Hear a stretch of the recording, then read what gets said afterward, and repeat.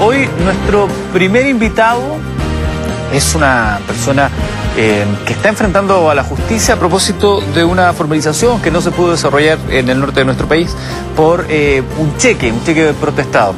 Arrastra un apellido histórico, un apellido que para algunos es sinónimo de momentos de esplendor de nuestro país y para otros es sinónimo de quizás los momentos más lúgubres y terroríficos que pudo haber vivido nuestra nación.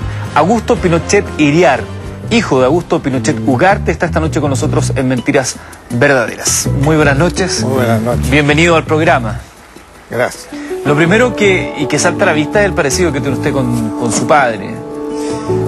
Y además en la voz tienen un registro parecido.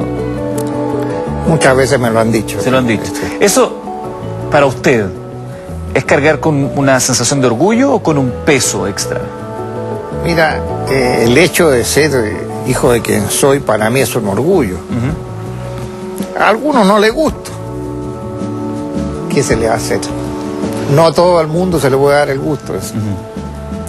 Para algunos soy desagradable y me van a tener que ver en la pantalla igual. Pero para otros, no. Traen buenos recuerdos. Pero tú acabas de decir que fue un periodo de vida muy difícil. Parece que conoces poco la historia de Chile. ¿Por qué? Porque Chile ha pasado por periodos mucho más graves y mucho más difíciles. Pero sin duda se te hay mucha olvida gente... la revolución del 91. No, si uno se pusiera a comparar momentos de la historia, siempre va a haber momentos históricos. Pero usted no me podrá negar que durante el régimen... Este país nuestro, por eso te digo, si tú analizas la historia, este país nuestro es un país que ha tenido periodos muy difíciles y que está conformado por hombres, mujeres, sin género, digamos, que son muy bravos y que tienen una costumbre ancestral, digamos. Hay que pensar que nosotros tenemos un arraigo araucano muy fuerte. Somos un país que está mezclado. No es una cuestión que llegaron unos nomás y se formó así de la noche a la mañana, no. Esto es un arraigo de años, de siglos. Y como son bravos, las reacciones que tienen los chilenos no siempre son las que desearíamos que fueran. Desgraciadamente, como te digo, hay periodos de nuestra historia que se tiñen de sangre, que son duros, son difíciles, y que Chile los vivió. Ahora, esto se va repitiendo, va quizás mermando, y espero en Dios que realmente el chileno haya cambiado y se haya puesto más dócil. Creo que no, pero... ¿El gobierno que encabezó su papá fue una dictadura? Yo diría que no. ¿Usted diría que no fue una dictadura? Que no fue una dictadura. ¿Por qué te digo? Porque las dictaduras son el manejo único de un hombre. Mi padre no gobernó solo. Estaba con una junta militar. Por eso te digo, pero había la práctica tenía otras personas detrás. Eso ya indica que no es un dictador. Pero ciertamente no había una institución, un organigrama democrático, no había un parlamento. No, eso estoy de acuerdo. O sea, yo no he dicho que haya gobernado democráticamente. Ajá. Pero fue en un periodo difícil de la historia en que éramos el jamón del sándwich. No se pueden olvidar de que nosotros éramos el experimento que tenía la Unión Soviética y los norteamericanos. Usted dice nosotros Chile. Chile, no las personas, el país. Usted me dice que para usted es un orgullo ser hijo de Augusto Pinochet. En la práctica, usted ha dicho también, por ejemplo, lo dijo el Mercurio, es súper simple de entender esto de la formalización por el cheque. Estas cosas me pasan solo porque me llamo igual que mi padre. Correcto. Es que eso es un factor difícil de manejar. Si yo fuera una persona común y corriente, ¿no es cierto?, me llamara Juan González, y pasara por una situación como la que estoy pasando, no pasaría de ser un antecedente más dentro de los factores de la justicia y un antecedente más. Hay muchos que viven situaciones parecidas o iguales o peores. Yo no, esa parte no tengo por qué juzgarla ni me interesa. Pero en el caso mío, trato de levantarme del suelo donde me dejaron Porque no te creas porque hay que pensar que cuando vino la situación con mi padre no tuve ningún asidero. Hay que pensar que nos quitaron todo. Todo era de mi papá.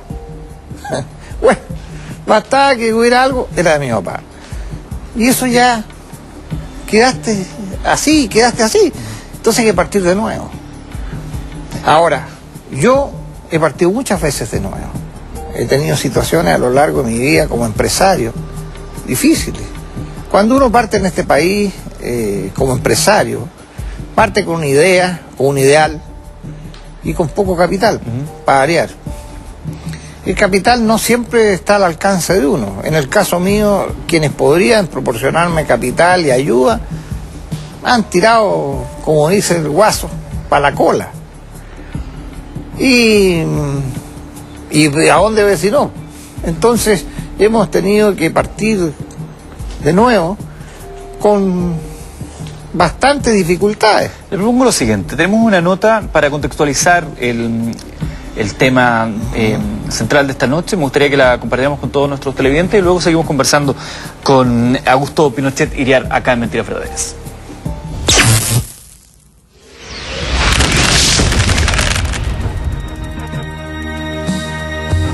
Este lunes se conocieron las indagatorias que acusan a Augusto Pinochet Iriart de giro doloso de cheques, lo que forma parte de una investigación que comenzó en agosto de 2012 tras presentarse una querella en su contra. Según los antecedentes, Pinochet Iriart giró un cheque por 3.800.000 pesos, documento que fue protestado en marzo de 2012. La audiencia quedó fijada para el pasado martes en La Serena, instancia a la que Pinochet no asistió ya que no habría sido notificado. En la fiscalía dijeron que Pinochet cuenta con 2 domicilios y solo se dio aviso en una dirección ubicada en la región de Coquimbo. Augusto Pinochet será nuevamente citado, pero esta vez la notificación se enviará a su domicilio de Vitacura, audiencia que se llevará a cabo el 12 de febrero próximo. Ok, aclaremos este caso en particular. ¿Por qué está hoy teniendo que enfrentar a la justicia por este cheque de 3.800.000 pesos? Mira, es muy simple. Cuando se produjo el problema, se produjo a raíz de varias situaciones. Una de ellas que yo le di este cheque a un muchacho que trabajaba una mina. ¿Ya? Y él necesitaba comprar un compresor. Lo compró. La persona que le vendió el compresor cambió este cheque con un tercero. No voy a especificar quién, no me interesa ni... ¿Ya? Pero ese tercero cobró el cheque y nosotros tuvimos un problema con el compresor. El compresor se reventó 2 días después. La verdad que yo pequé de ignorante. Porque, y lo reconozco, si soy un humano no. Yo debería haber cancelado ese cheque. Pero se produjeron varios problemas en ese periodo y yo di orden de no pago para presionar a la persona para que nos reparara el compresor. Para que reparara el compresor, perfecto. Pero cuando llegamos a hablar con él, él no tenía el cheque tampoco. Él tenía otra persona. Bueno, hemos estado conversando, las situaciones económicas no han sido fáciles, han sido bastante complejas. Estoy pasando por momentos bien difíciles. ¿A qué se dedica usted hoy? A la minería. ¿A la minería? Sí, pero estamos pasando por un momento difícil porque se lo echó a perder el compresor, hubieron problemas con máquinas, hubo problemas con los socios. Al final decidimos vender la mina. En eso estamos. ¿Están vendiendo la mina? Estamos vendiendo la mina. Una vez que se realice eso, se van a cancelar todas las deudas que haya. Incluyendo estos 3.800.000 pesos. Y estamos a puerta de eso, así que puede ser en cualquier momento. Usted me acaba de decir que está en una situación económica que no es fácil. Esto también lo ha dicho su hermana, quien a propósito de la campaña señalaba que ha tenido que vender algunas joyas y cosas así para poder mantenerse. ¿Sí? Y eso usted lo adjudica a esta situación que ocurrió tras el embargo de los bienes. Pero por supuesto, porque ahí nos incluyeron a todos. Todos los que teníamos algún fondo, alguna cosa que tuviera alguna relación con mi papá, ¡pum!, lo pescaron al tiro. No se pudo aclarar porque lo que se trató de investigar en ese momento era de qué manera un comandante en jefe del ejército, que fue presidente, alcanzó a amasar una fortuna tan grande, de varios millones de dólares. Okay. Y eso, ese es el motivo, ¿no? Bueno, pero lo que se le olvida son varias cosas. Primera cosa, no era un comandante en jefe cualquiera. ¿Qué era? Era presidente de la República de Chile. Pero el sueldo de un presidente de la República no es tan...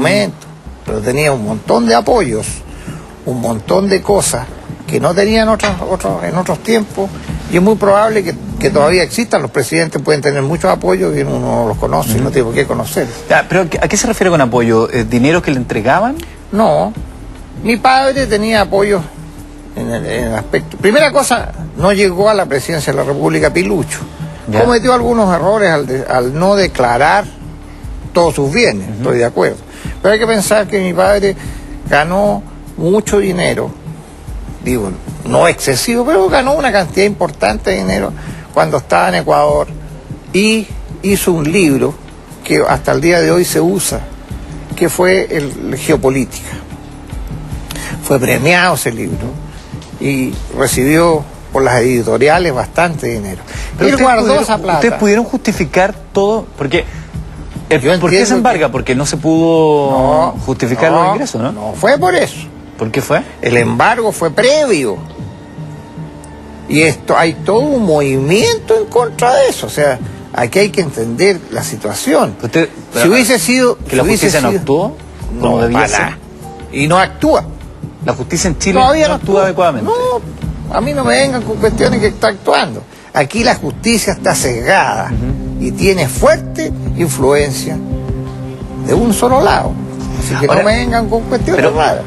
¿Considera usted conmigo? Me puedes decir que no del momento que nosotros fuimos presos por un señor que fue a recibir un premio a Estados Unidos. ¿Considera usted conmigo que cuesta entender, y yo creo que a la gente también le cuesta entender, la fortuna que amasó su padre? Primera cosa, la fortuna que amasó mi padre no es la que dicen que era. ¿Es menos que lo que se dice? Mucho menos. ¿Cuánto era el patrimonio de su papá? Mi papá tenía unos 8 millones de dólares, no tenía más. Y eso gracias a hubo mucha gente que hizo donaciones cuando él estaba afuera. Cuando él estuvo preso, detenido en Inglaterra, hubo mucha gente que hizo donaciones. ¿Y esas donaciones aumentaron Pero por supuesto, porque iban a un fondo que estaban manejando, y eso creó una cantidad importante de dinero. Pero no pasaba de los 8 o 9 millones de dólares. Que no es menor. No es menor, pero hay que pensar, vuelvo a decirte, que cuando tú estás en una posición que tienes contacto, la cantidad de manejo económico que pueden hacer y el movimiento económico que pueden hacer personas con cierta preparación, con contactos y con cosas, es muy grande. Tú conoces el mundo económico. El mundo económico es muy variado. De hecho, por ejemplo, hay depósitos que crecen con muchas condiciones de movimientos económicos de los banqueros. Y en este caso estaba en manos de un banquero, por lo tanto ellos sabían dónde colocarlo para obtener los mayores beneficios. Usted decía recién que estas cosas le pasan por llevar el mismo nombre que su padre. En parte sí, en parte no. Ahora, usted lo decía desde el punto de vista que le cargan más la mano. No, yo lo que digo no es que me carguen la mano, no me la carguen. Yo lo que digo es que tú, exactamente, tú eres objeto de una atención enorme, pública, digamos, que no cualquiera le pasa. Pero eso también ha servido en algún momento de su historia. Cuando fue todo este episodio en los años 90, del caso llamado Pinocheques, que termina siendo... Otra cosa, nada que... Pero a lo que voy, que termina siendo cerrado el caso a petición del presidente Eduardo Frei del año 95. No es así. Él invocó razones de Estado. ¿No fue así? No fue así. ¿No se cerró por eso? Se cerró jurídicamente. ¿No fue a petición del gobierno? No fue a petición debido a las presiones que se habían ejercido previamente. Mira, por parte del ejército. No había presiones del ejército, perdóname. El ejercicio una de las cosas, todo eso que dicen. El camping en Punta Peuco. Todas esas cosas que hubieron fueron situaciones del ejército. No tienen nada que ver conmigo. Pero su padre dirigía el ejército. Pero, un momentito. Una cosa que él haya dirigido el ejército y otra cosa que él haya actuado en forma torcida. Jamás actuó en forma torcida. Para él, el Estado estaba primero. Entonces no fueron maniobras de presión. No, fueron maniobras de presión por razones del ejército, pero no por mí. ¿Cómo por razones del ejército? El ejército tenía en ese momento una situación muy delicada, porque había muchos decretos que no estaban siendo firmados. Ese fue lo que motivó el ejercicio enlace. Y posteriormente yo no sé más detalles porque yo no estaba metido en eso, pero es lo que me ha llegado a conocimiento, digamos. Y posteriormente hubo otro problema más, que también hubo otra situación parecida, digamos, pero no tuvo nada que ver. Yo, para nada. Pero usted está involucrado en eso, en el caso de los cheques, en una situación jurídica. Eso. A mí el ejército me detuvieron, me mandaron a un lugar, mientras hicieron las aclaraciones, mientras se hizo la investigación. Cuando la investigación demostró que yo no me había apropiado de ningún dinero, que lo que se había hecho era una operación exclusivamente militar, con razones determinadas. Hay que pensar que nosotros vivimos situaciones muy, muy extremas. Podríamos haber aprovechado, pero no lo hicimos. ¿Cómo qué, por ejemplo? Por ejemplo, hay que pensar que nosotros teníamos enmiendas, la famosa enmienda Kennedy, que pues los premiaron al señor Kennedy. Así es la vida. Pero resulta que el país sufrió harto. Y nosotros teníamos una situación bélica en camino. Estábamos al borde de una guerra. Y el que me diga que no, que me lo demuestre que no era así. Estábamos al borde de una guerra. Y al estar al borde de una guerra, el país se tenía que preparar. No teníamos elementos ninguno. Por lo tanto, lo que se hizo fue buscar cómo solucionar con ingenio, buscando a personas civiles que apoyaron, dando sus nombres, entregándose, y con eso se logró sacar adelante muchas cosas. No hay que olvidar que Carlos Cardún, por ejemplo, hizo un tremendo aporte, desarrolló una cantidad enorme de cosas, y así una variedad de personas.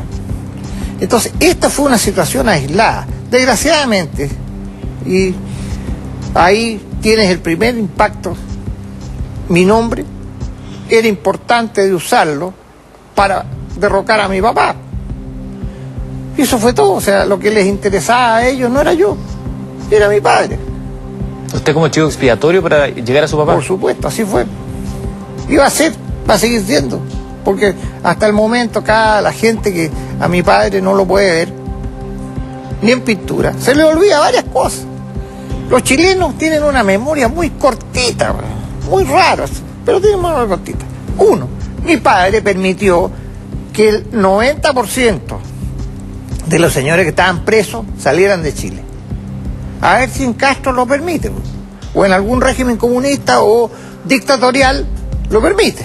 Mi papá dijo que se quiere ir, que se vaya.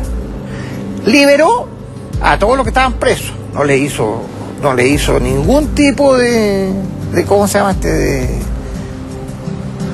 apremios, ni le hizo nada.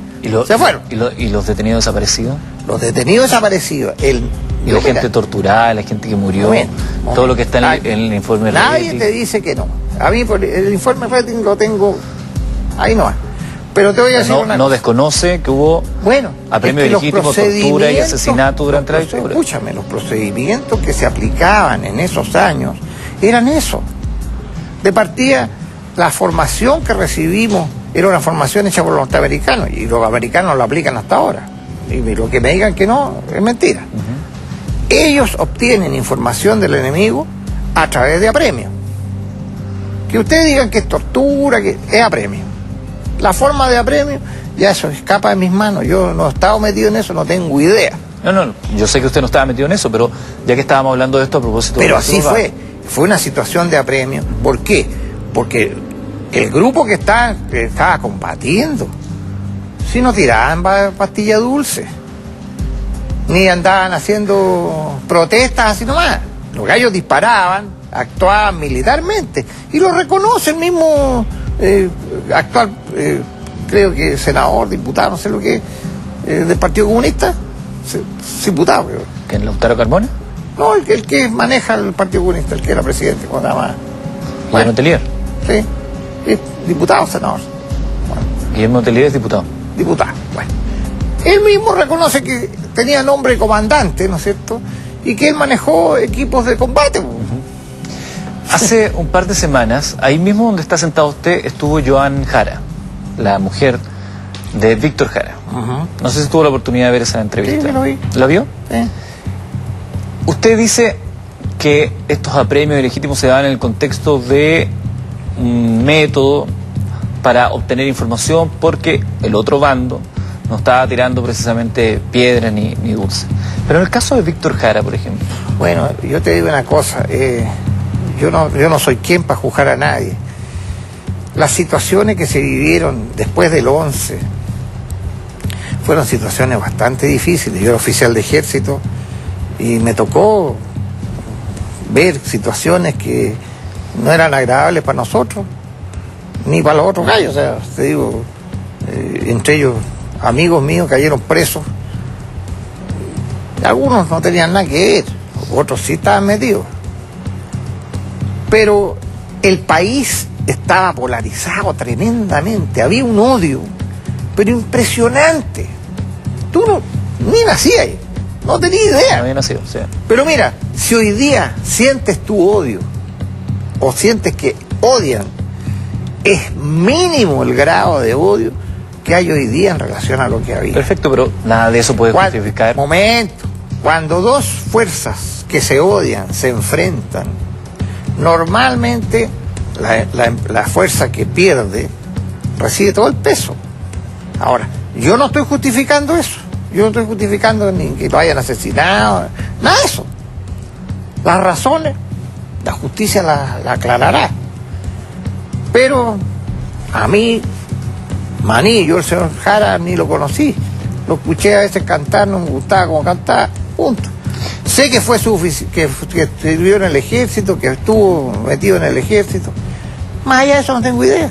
Desde la perspectiva que tiene usted de los hechos acaecidos en nuestro país, Álvaro Corbalán, Manuel Contreras, ¿están bien encarcelados?